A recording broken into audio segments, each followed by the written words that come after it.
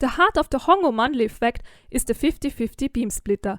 Such beam splitters transmit and reflect photons with 50% probability each. We use two inputs A and B and two outputs C and D, where detectors measure the photons at the end. Mathematically, the beam splitter is described using creation operators. The I marks the reflected part. The Hom effect only occurs for indistinguishable photons. Here, destructive interference of the probability amplitudes of the coincident terms CD and DC occurs. After substituting A and B and expanding the expression, one finds that both photons always arrive at the same detector. This is called photon bunching. The key difference is that for indistinguishable photons, the probability amplitudes are added inside the modulo squared, while for distinguishable photons, photon 1 and photon 2 must be treated separately.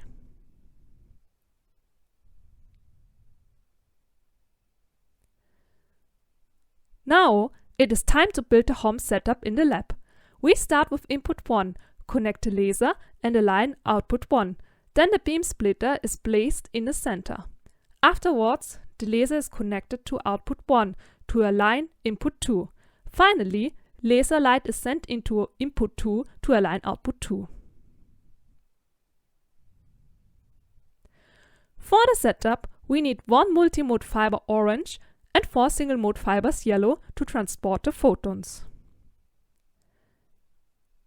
The beam splitter is the central element since it enables the photon interference.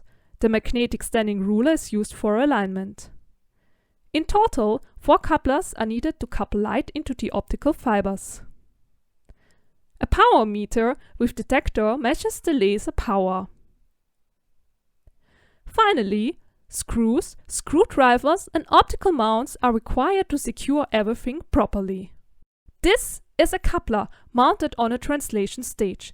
It allows adjustment of different degrees of freedom and the focus. The fiber is connected at the back. Make sure the small protrusion fits into the corresponding hole before tightening it.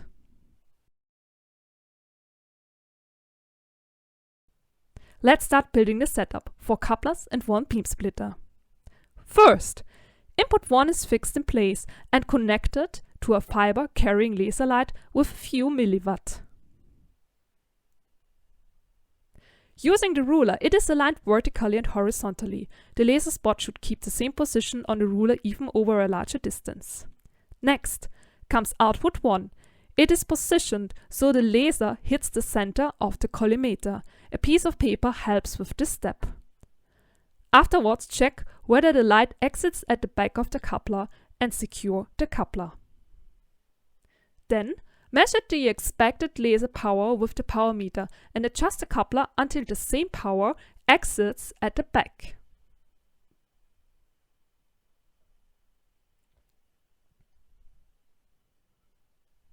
Next, the beam splitter is inserted and fixed. The laser beam must again be aligned horizontally and vertically.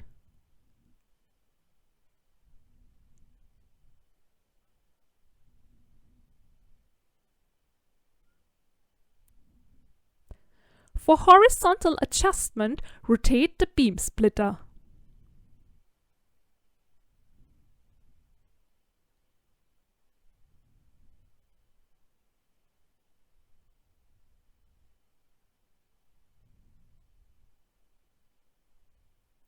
For vertical adjustment, use the translation stage.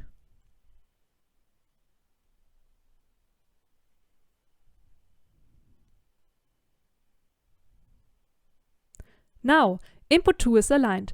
Again, make sure the laser exits at the back.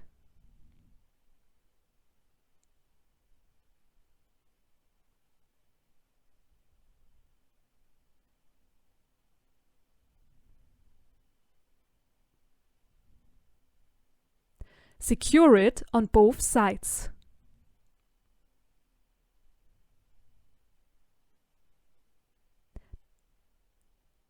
Then connect the fiber. Measure the desired input power.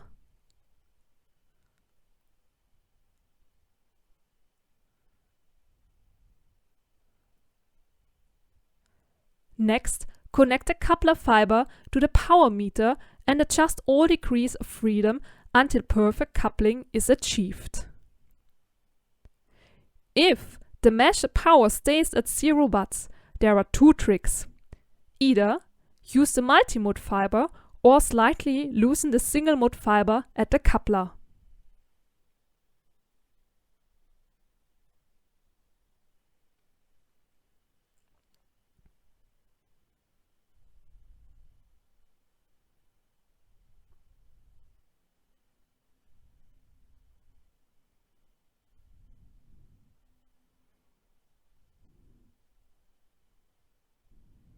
The focus should also be adjusted slightly to optimize the coupling.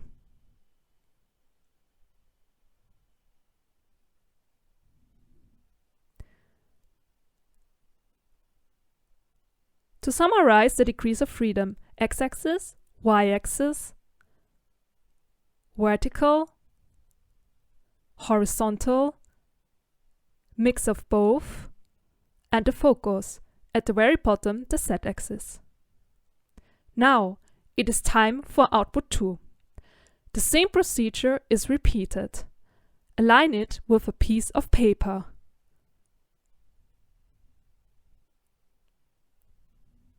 Fix it. Connect the fiber and measure the power and optimize the coupling efficiency.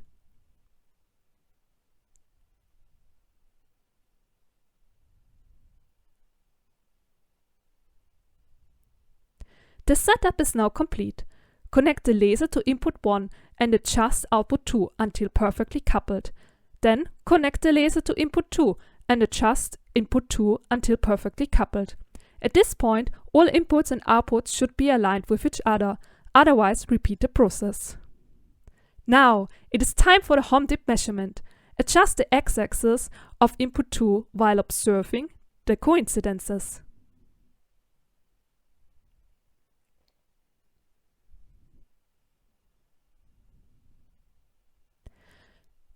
At the Hom-Dip, the coincidences should approach 0. Here photon bunching occurs. Both photons always arrive at the same detector, so no coincidences measured. This only happens if the photons arrive at the beam splitter at exactly the same time and are therefore indistinguishable.